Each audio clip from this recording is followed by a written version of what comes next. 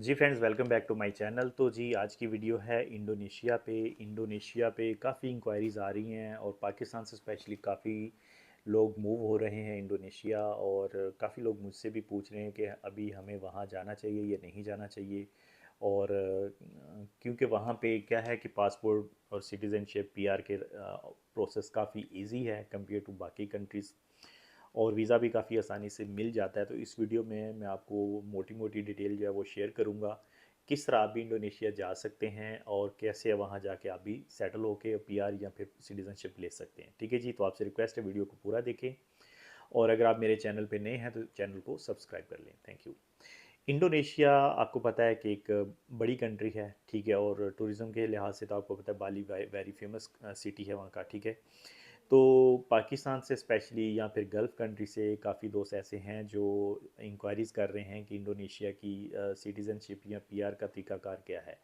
तो दोस्तों, मोटे मोटे तरीकाकार हर कंट्री में यही होते हैं, या तो शादी की जाती है या फिर बिज़नेस किया जाता है या फिर जॉब की जाती है या फिर और इस तरह के दूसरे ऑप्शंस होते हैं। तो अगर तो आप जॉब का सोच के जाना चाहते हैं इंडोनेशिया, तो फिर तो मैं आपको रिकमेंड नहीं करूँगा, फिर आप पाकिस्तान में रहें या गल्फ़ कंट्रीज़ में रहें।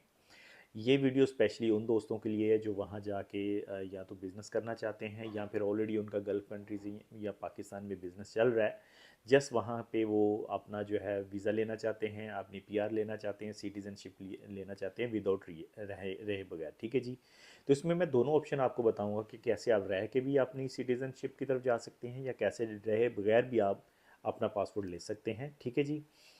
तो इसमें फ़र्स्ट स्टेप तो ये है जो कि सबसे इजी है, आपके कंपनी रजिस्ट्रेशन की जाएगी जो कि 10 से 15 दिन के अंदर बन जाती है। ठीक है, कंपनी में स्पेशली आप दो लोग जो है एज अ पार्टनर बनाएं कंपनी, ठीक है, जिसमें आप दोनों भाई भी हो सकते हैं, हस्बैंड वाइफ भी हो सकते हैं, या फिर जानने पहचानने वाले रिश्तेदार भी हो सकते हैं। तो दो लोग मिलके कंपनी बनाएं जो कि लाइफ टाइम के लिए बन जाती है। 1 वीक टू 10 डेज़ के अंदर आपको कंपनी बन के मिल जाएगी। ठीक है, इसके बाद आपका अपना वीज़ा और आपका जो पार्टनर होगा दोनों के वीज़ा होंगे, जो कि बिज़नेस वीज़ा अप्लाई किए जाएंगे, जो कि 1 वीक टू 10 डेज़ में मिल जाएंगे और जो कि 2 साल तक वैलिड होंगे। ठीक हो गया। तो ये प्रोसीजर है जी, कंपनी बन गई, 2 साल का वीज़ा मिल गया, और अगर आपके बच्चे हैं तो आप उनको भी साथ में विजिट विजिट वीज़ा पे लेके जा सकते हैं। ठीक है, या फिर आप वहाँ चले जाएं, वहाँ अराइव करने के बाद आपका जो स्टिकर है 2 साल का आपके पासपोर्ट पे लग जाएगा। उसके बाद आपका बैंक अकाउंट वहाँ पे ओपन हो जाएगा, आपको ड्राइविंग लाइसेंस मिल जाएगा, और उसके बाद आप चाहें तो जब आपका स्टिकर और जो कतास जिसको बोलते हैं, जो आईडी बोलते हैं जिसको 2 साल की, वो बन जाती है, तो फिर आप अपने बच्चों को या अपने बाकी फैमिली मेम्बर्स को भी स्पॉन्सर करके बुला सकते हैं और उनको भी 2-2 साल का वीज़ा दिलवा सकते हैं। ठीक है जी। इजीली बैंक अकाउंट ओपन हो जाएगा, इजीली आपका कार का या बाइक का लाइसेंस भी बन सकता है, और ये सारी सर्विसेज जो हम देंगे आपको इसमें ये इंक्लूडिंग होंगी। ठीक है।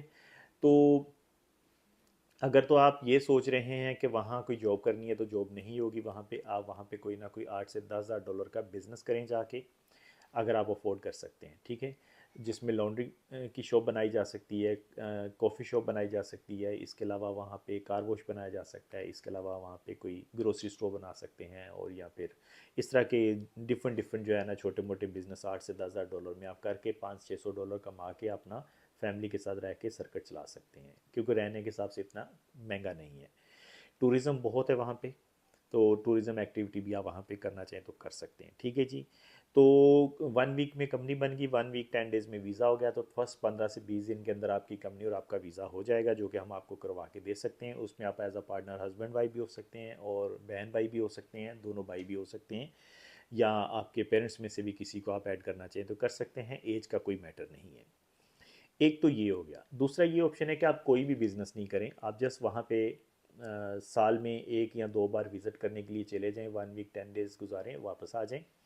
200 से 250 डॉलर तक टैक्स होता है जो कि आपने गवर्नमेंट को पे करना है। उससे क्या होगा, आपकी कंपनी भी एक्टिव रहेगी, आपका वीज़ा भी एक्टिव रहेगा, आप पीआर की तरफ जा सकते हैं। 3 साल तक आपने जो है ये प्रोसेस कंटिन्यू रखना है, और 3 साल के बाद आप पीआर के लिए एलिजिबल हो जाएंगे, और इसी तरह 5 साल के बाद आप सिटीज़नशिप की तरह जो है एलिजिबल हो जाएंगे, क्योंकि आपने टैक्स पे कर रहे हो, आपका क्रिमिनल रिकॉर्ड अच्छा होगा। तो आपको जो है ये सारा प्रोसेस जो मैं बता रहा हूँ, जैसे आपका बैंक अकाउंट चल रहा है, आपकी कंपनी चल रही है, आपका जो है टैक्स जा रहा है, आप वहाँ पे अच्छे तरीके से रह रहे हो, हर साल बाद हर साल में 1 या 2 बार 8-10 दिन का विज़िट भी कर रहे हो, तो इस तरह क्या है कि आपका पीआर का प्रोसेस इजी हो जाएगा, आपकी सिटीज़नशिप भी इजी हो जाएगी। सो 5 से 6 साल तक आप वहाँ इस तरह करके पासपोर्ट ले सकते हैं, और पासपोर्ट काफ़ी स्ट्रॉन्ग है, काफ़ी अच्छा है, काफ़ी कंट्रीज़ फ्री हो जाती हैं। कंपेयर टू पाकिस्तान अच्छा है, ठीक है। दूसरा ये है कि आप अगर मान लो 2-3 चले जाते हैं, 2-3 महीने के बाद आप वहाँ पे जो साथ वाली कंट्रीज़ हैं, जैसे फ़िलिपीन है, मलेशिया है, थाईलैंड है, सिंगापुर है, लाओस है, कंबोडिया है, जापान है, इन कंट्रीज़ के वीज़ा भी आपको काफ़ी आसानी से मिल जाते हैं, जो कि वहाँ से आप सराउंडिंग कंट्रीज़ को ट्रैवल करके ट्रैवल हिस्ट्री भी बना सकते हैं। 2-3 महीने के अंदर अंदर आप इन कंट्रीज़ का ट्रैवल करें और आपकी बैंक स्टेटमेंट बनाएं। 5 से 6 महीने के बाद आप वहाँ से किसी बड़ी कंट्री का अगर वीज़ा अप्लाई करते हैं, लाइक शेंगन का, यूके का, यूएस, कनाडा, ऑस्ट्रेलिया, न्यूजीलैंड, इस तरह के वीज़े, तो चांसेस अच्छे हैं कि आपको वीज़ा मिल सकता है। मैं ये नहीं बोलूँगा 100% मिल जाएगा, बट चांसेस अच्छे हैं कि आपको मिल जाएगा। क्यों? सराउंडिंग वाली जितनी भी कंट्रीज़ हैं, चाहे वो मलेशिया है, चाहे थाईलैंड है, चाहे सिंगापुर है, Cambodia, Laos, Japan, south Korea वगैरह, सब बड़ी कंट्रीज़ हैं, अच्छी कंट्रीज़ हैं ट्रैवल एंड टूरिज़्म के लिए और ट्रैवल हिस्ट्री के लिए भी। तो इनमें से कुछ 4-5 कंट्रीज़ का भी आप ट्रैवल करके शेंगन वीज़ा अप्लाई करेंगे, क्योंकि आपकी प्रोफाइल ऑलरेडी बिजनेस प्रोफाइल है। आपका वीज़ा जो है 2 साल का है, आप कंपनी आपने कंपनी ओपन की हुई है, तो इस तरह आपका क्या है कि आगे बड़ी कंट्रीज़ की वीज़ा लेना भी आसान है। तो 6 महीने 8 महीने के बाद आप बाकी कंट्रीज़ की वीज़ा लेके वहाँ भी आप जो है विज़िट कर सकते हैं, ठीक है जी। तो साथ साथ आपका ये सिस्टम चलता जाएगा, और बहुत मुनासब और बहुत कम बजट में दोस्तों एक ऐसी कंट्री का आपको पासपोर्ट भी मिल सकता है। सिर्फ 5 से 6 साल आपने ये जो प्रोसीजर मैंने बताया है आपको ये कंटिन्यू करना है। सिर्फ हर साल 200 से $250 आपने टैक्स पे करना है, बाकी आपने साल में 1 या 2 बार विजिट करना है, दैट्स इट, ठीक है। तो कंपनी बना के दी जाएगी, वीज़ा करा के दिया जाएगा, ड्राइविंग लाइसेंस करवा के देंगे, आपका बैंक अकाउंट जो होता है वो करवा के दिया जाएगा, साथ साथ आपको इमिग्रेशन से रिलेटेड जो भी सर्विसेज होंगी वो प्रोवाइड की जाएंगी। वहाँ कोई बिज़नेस एक्टिविटी करना चाहते हैं तो उसमें भी आपको हेल्प आउट किया जाएगा, और साथ साथ आप ये सारी चीज़ें कर सकते हैं। ट्रैवल हिस्ट्री बनाएं और अपना जो है आगे घूमने फिरने का सिस्टम भी आप बेटर कर सकते हैं, और अपने पासपोर्ट को भी मजबूत कर सकते हैं।